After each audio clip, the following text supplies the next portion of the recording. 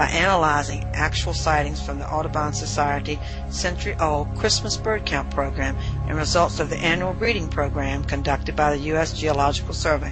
This data will be submitted later for scientific review. Changes in farming practices have created distress for some bird species. Some farmers are now using land once set aside for conservation to plant more corn for use as ethanol. And the disappearance of smaller family farms in favor of large corporate farms have led to the disappearance of hedgerows, fences or trees or bushes that reduce erosion and lessen the force of the winds on crops, and at the same time serve as protection and nesting areas for many grassland birds. Other farms have simply disappeared and been replaced by housing and commercial development, further reducing bird habitat. The Audubon Society, incorporated in 1905, listed 5 priorities for Congress to consider to slow the decline of these bird species, to reduce the global warming, support the wetlands, fund ecosystem restoration, ensure biofuels are eco-friendly, and to improve conservation programs in the next Farm Bill. While federal legislation is an important part of protecting bird habitat, individuals also can make a dramatic impact on bird health. You don't have to have a lot of land, just a corner in your backyard for native plants. The berries on native dogwood, for example, provide a food source for migratory birds, and he suggested that bird lovers not cut down flowers in the fall. Instead, leave them as ground covers for birds in the winter and as a source of seeds. Introducing just a few native plants to perfectly manicured yards can make a huge difference. The second part of my report deals with the birds of prey, who once held in check the rodent population, and now with the bird population dwindling, the rodent population has soared, carrying diseases and destroying the U.S. grain supply. Sadly, this is another example of man's depraved indifference toward the environment. Birds of prey are often victims to other larger birds of prey, including owls. Eggs and young birds are vulnerable to attacks by other birds, mammals, and reptiles. Thousands of birds of prey are shot each year. As a group, birds of prey are persecuted for killing livestock, poultry, and smaller game birds. Some species of eagles in California condor are killed for their feathers or just for sport. Although birds of prey are protected in the United States, illegal killing still exists. Deforestation and habitat destruction is currently the most serious threat to birds of prey. Habitat loss not only affects the birds in their breeding areas, but also in their wintering areas. Human structures such as tall buildings and power lines account for many accidental deaths. Electrocution is frequent in larger birds. Vultures and eagles, with their great wingspan, often touch 2 wires at one time. Many birds of prey will abandon nesting sites and their young if disturbed by human activity. Birds of prey, like all carnivores, are especially vulnerable to toxic chemicals, insecticides, and pesticides.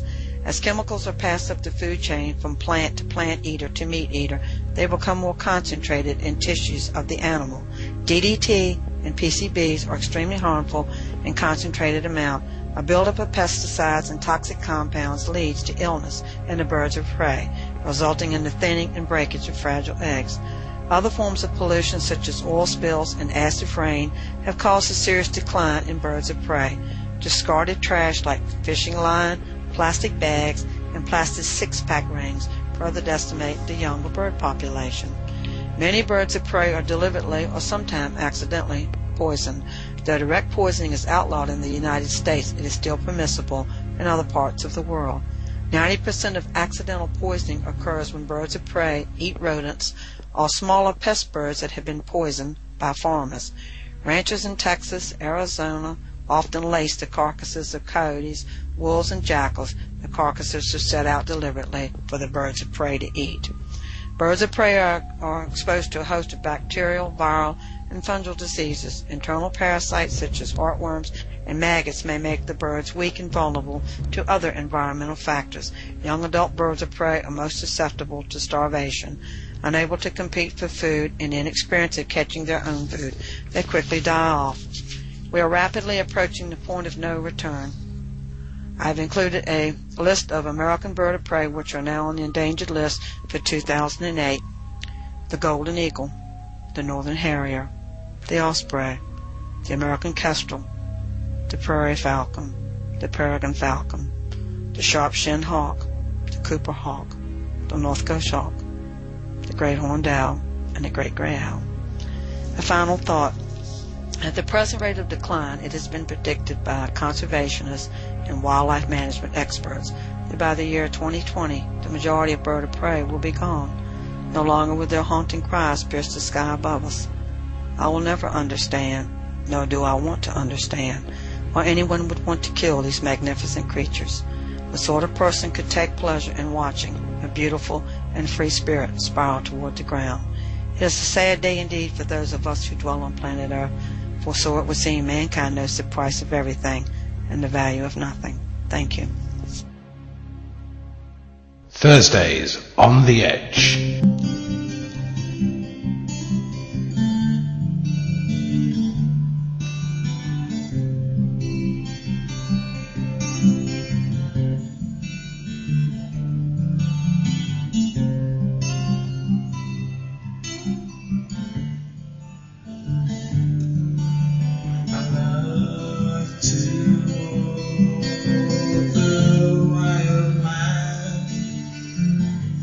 Cherish your voice in the wind, and when the flowers touch my hand, I swear I hear your spirit sing. There are times when I smile, there are times when I cry, there are times I feel so high, but there are times when my spirit touches the ground. There are times when it touches the sky.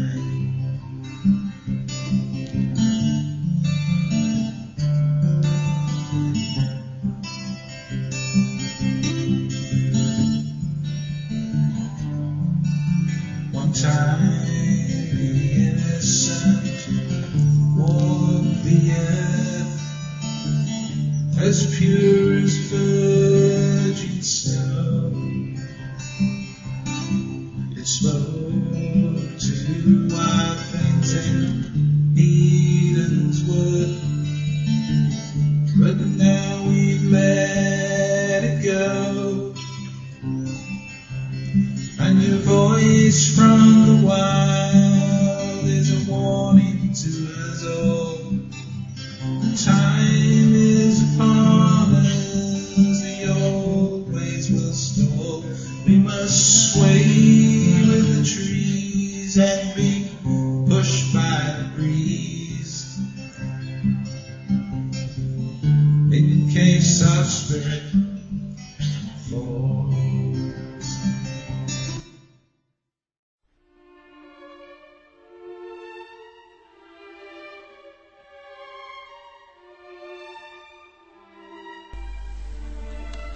China's consistent use of excessive military force to stifle dissent has resulted in widespread human rights abuses, including multiple cases of arbitrary arrest, political imprisonment, torture and execution.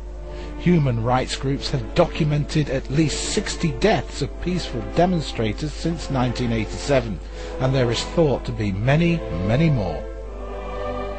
In Tibet, human rights groups have confirmed by name over 700 political prisoners, although there are likely to be hundreds more whose names are not confirmed. Many are detained without charge or trial for up to 4 years through administrative regulations entitled Re-Education Through Labour.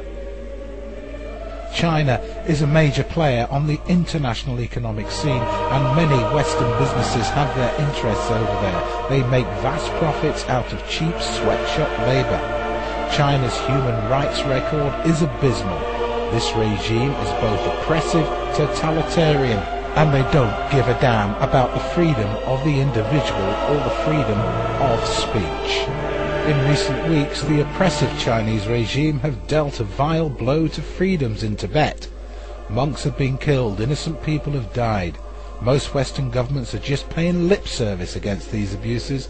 They are not going to do a thing, for they have too many business interests there.